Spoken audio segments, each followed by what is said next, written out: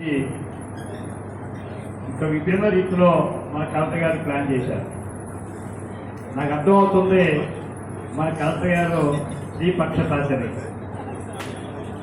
మన రాజ్యాంగ సృష్టికర్త అంబేద్కర్ గారి తనక ఆలోచన విధానం ఈవేళ మన సమాజంలో మనకి ముందుకు వస్తూ ఉంది.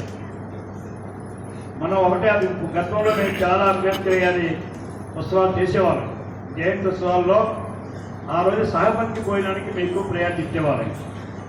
దానికి కారణం అప్పుడు అనాగరికత ఉంది, రాజకీయం ఉన్నది. రాజకీయం పక్కెళ్ళింది, అనాగరిక పోయి నాగరికలో మనంతా ముందుకు వచ్చాం. ఒక అందుకే మన అనకాపల్లి కలెక్టర్ గారు సమాజంలో నేటి బాలులే రేపు నేను విద్యార్థి, అందరూ విద్యార్థులే, జగత్తు విద్యార్థులే. అలాంటిది వేళ ఒక కలెక్టర్గా లేదా ఒక ఎమ్మెల్యేగా సమాజంలో సక్సెస్ అవుతారంటే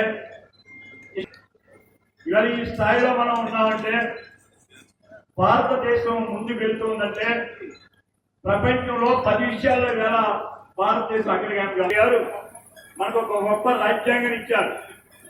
ఆ రోజు వరకు బ్రిటిష్ రూల్లో ఉన్నటువంటి ఆ పరిపాలన నుంచి ఒక సామాన్యుడి నుంచి వేళ ప్రపంచ దేశంలోనే మరి ఉన్నతమైనటువంటి న్యాయవాదిగా చదువుకున్న అనేకమైన యూనివర్సిటీస్ లో ఆయన చదువుకున్న యూనివర్సిటీ రోజుల్లో మనకు ఎలిమెంటరీ స్కూల్స్ లేవు, కనీసం పాఠశాలలు లేవు, కనీసం విద్య అందించేకి ప్లాట్ఫారం లేదు. అలాంటి రోజుల్లో చదవాలనేది ఆయన తీసుకున్నది